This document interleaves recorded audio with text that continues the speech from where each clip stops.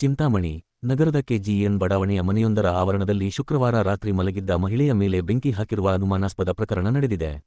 ಬಡಾವಣೆಯ ನಿವಾಸಿ 65 ವರ್ಷದ ಲಕ್ಷ್ಮೀದೇವಮ್ಮ ಸುಟ್ಟಗಾಯಗಳಿಂದ ತೀವ್ರವಾಗಿ ಗಾಯಗೊಂಡಿದ್ದು ಬೆಂಗಳೂರಿನ ವಿಕ್ಟೋರಿಯಾ ಆಸ್ಪತ್ರೆಗೆ ರವಾನಿಸಲಾಗಿದೆ.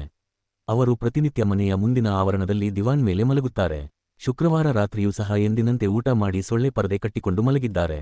ಮಧ್ಯರಾತ್ರಿಯಲ್ಲಿ ಸುಟ್ಟ ವಾಸನೆ ಬರುತ್ತಿರುವುದನ್ನು ಕಂಡು ಅಕ್ಕಪಕ್ಕದವರು ಗಮನಿಸಿದಾಗ ಬೆಂಕಿ ಹತ್ತಿಕೊಂಡಿರುವುದು ಗೊತ್ತಾಗಿದೆ. ಕೂಡಲೇ ಮನೆಯವರು ಎದ್ದು ಹೊರಗಡೆ ಬಂದು ನೋಡಿದಾಗ ಲಕ್ಷ್ಮೀದೇವಮ್ಮಗೆ ತೀವ್ರವಾಗಿ ಸುಟ್ಟಗಾಯಗಳಾಗಿದ್ದವು.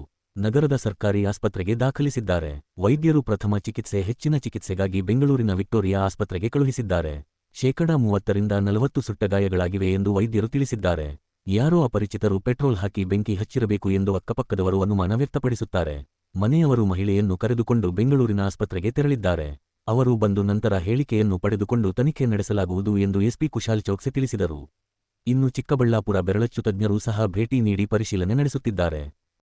ಎಲ್ಲರಿಗೂ ನಮಸ್ಕಾರ. ನಮ್ಮ Chintamani town police station limits ಅಲ್ಲಿ ಕೆಜಿಎನ್ ಬಡಾವಣೆಯಲ್ಲಿ ಒಂದು ಇನ್ಸಿಡೆಂಟ್ ರಿಪೋರ್ಟ್ ಆಗಿದೆ. ನಮ್ಮ ಮಾಹಿತಿ ಪ್ರಕಾರ ಒಬ್ಬರು 65 ಇಯರ್ಸ್ ಲೇಡಿ ಲಕ್ಷ್ಮೀದೇವಮ್ಮ ಅವರಿಗೆ ರಾತ್ರಿ ಯಾವಾಗ ಅವರು ನಿದ್ರೆ ಮಾಡ್ತಾ ಇತ್ತು ಆ ಟೈಮ್ಗೆ ಅವ್ರ ಬೆಡ್ಗೆ ಏನು ಯಾರು ಬೆಂಕಿ ಹಾಕಿದ್ರು ಈ ಥರ ಅವರು ಸ್ಟೇಟ್ಮೆಂಟ್ ಕೊಟ್ಟಿದ್ದಾರೆ.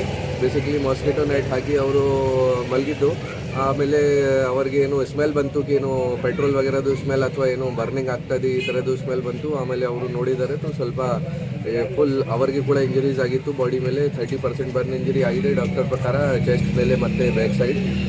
ಮತ್ತು ಈ ನಾವು ಸ್ಪಾಟಲ್ಲಿ ಕೂಡ ನೋಡಿದಾಗ ಪಿಲ್ಲೋ ಇದೆಯಾ ಮತ್ತು ಕಾಟ್ ಇದೆಯಾ ಮತ್ತು ಮಾಸ್ಕಿಟೋ ನೆಟ್ ಇದೆ, ಅದು ಎಲ್ಲ ಸ್ವಲ್ಪ ಬರ್ನ್ ಮಾರ್ಕ್ಸ್ ಇದೆ. ಯಾರು ಮಾಡಿದಾರ ಅದು ಇಲ್ಲ ನಾವು ಪತ್ತೆ ಮಾಡ್ತೀವಿ. ಬೈ ಆಕ್ಸಿಡೆಂಟ್ ಆಗಿದೆ ಅಥವಾ ಯಾರು ಇದನ್ನು ಇಂಟೆನ್ಷನಲಿ ಮಾಡ್ಕೊಂಡು ಹೋಗಿದ್ದಾರೆ ಅದು ಪತ್ತೆ ಮಾಡಿಕೊಂಡು ಮುಂದೆ ಕ್ರಮ ತಗೊಳ್ತೀವಿ. ಮೇಲ್ನೋಟಕ್ಕೆ ಯಾವ ರೀತಿ ಈಗ ಅವರಿಗೆ ಕೂಡ ಕ್ಲಿಯರ್ ಆಗಿ ಗೊತ್ತಿಲ್ಲ. ಅವ್ರ ಪ್ರಕಾರ ಯಾರು ಬಂದಿತ್ತು ಸ್ವಲ್ಪ ಟೈಮ್ ಹಿಂದೆ, ಅವ್ರ ಮೇಲೆ ಕೂಡ ಅವ್ರಿಗೆ ಏನಾದರೂ ಅನುಮಾನ ಇದೆ.